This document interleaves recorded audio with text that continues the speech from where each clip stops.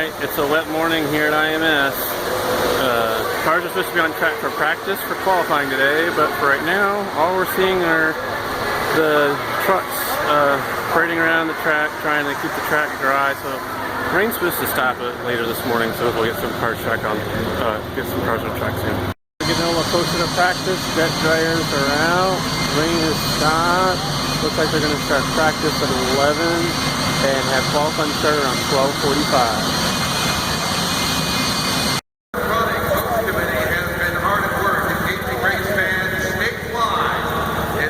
Historic celebration. This community-driven committee has launched over one program in particular sought to refuel an old Indy 500 tradition by naming an official poet of the 100th run. To introduce this special presentation, please welcome Kristen Well from Indiana Humanities. For many years, poetry and racing weren't the polar opposites that they seem to be today. While digging through the track archives, we discovered that beautiful poetry appeared in race day programs in the 1920s. For this epic and historic race, we thought it was time to bring poetry back to the track. So Indiana Humanities teamed up with the 100 Running Host Committee to hold a poetry contest to name an official track poet.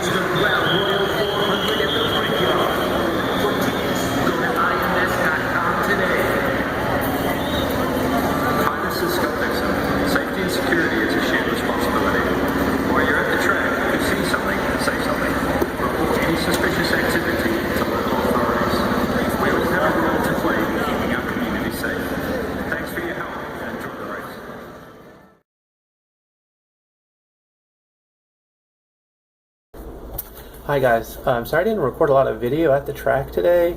I don't know, I was just preoccupied having a lot of fun and didn't turn my camera on. And a lot of what occupies my time during qualifying is I write down every single lap time on each qualifying attempt. And I don't know, I found today really entertaining. I know a lot of people complain about this format, that Saturday doesn't mean anything, that, you know, it only matters to those in the top 9, which I guess is true, but it was still very entertaining, I thought.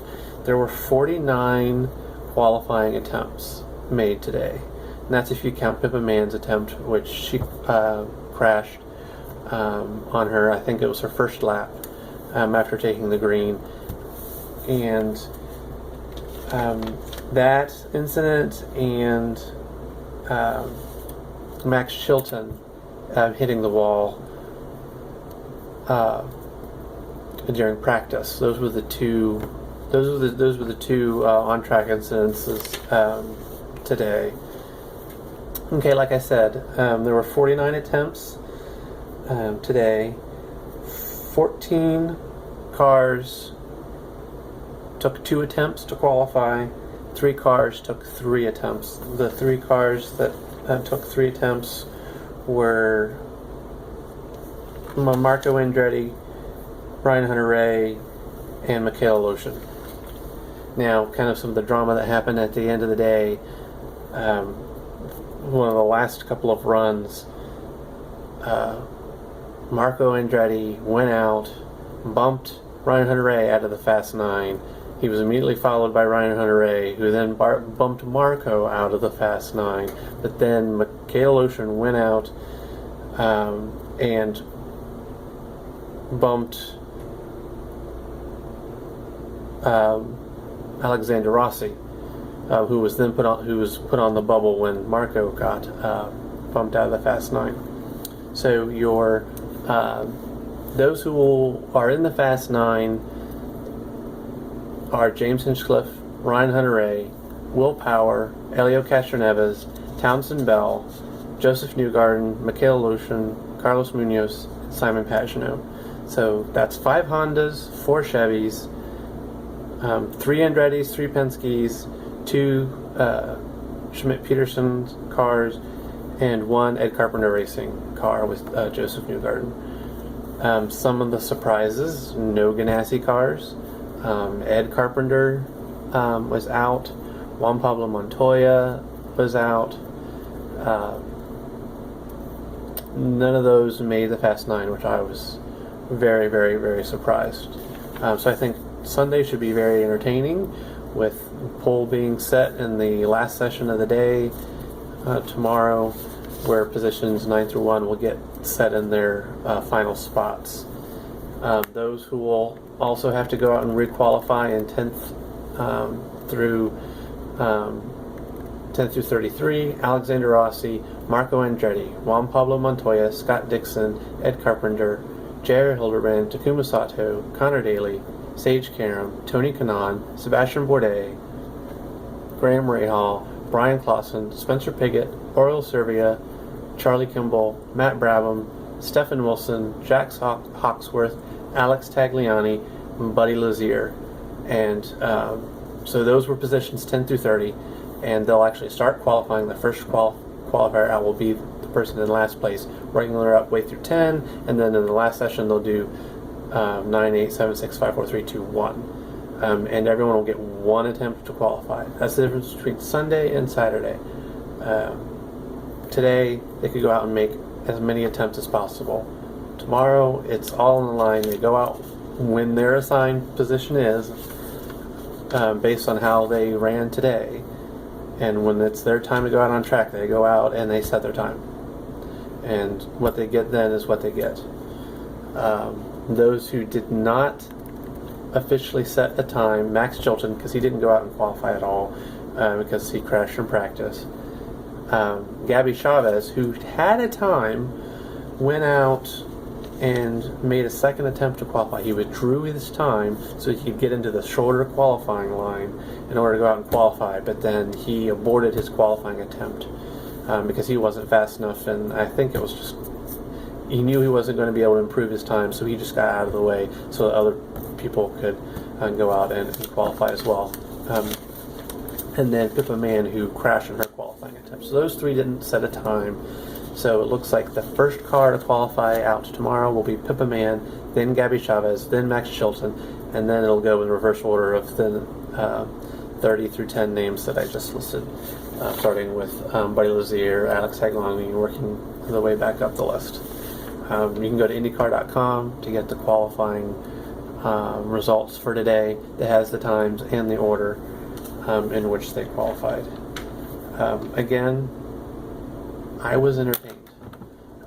People have knocked this qualifying format. I thought it was very, very entertaining and very, very exciting. It was exciting to see James Hinchcliffe go out and set the fastest time today when he wasn't even, I don't think he was in the Fast 9 at the time when he went out. He was trying to get his way into the Fast 9 and just went out and set a super fast time and set the top speed for today, which was 230.946 miles an hour was his average speed for his qualifying attempt. times had been faster during practice this week, and I thought maybe we'd see some 231s, 232s. We did see some 231 laps, but no one was able to set a 231 average speed for the 4-lap qualifying. And it was just hotter today. Apparently the wind direction was different than it had been during practice all week, so that was throwing cars for a loop, and that's probably a big reason why you're seeing these big names you would expect to be in the Fast 9 that weren't. But I kind of knew that there were going to be some people that did not make it.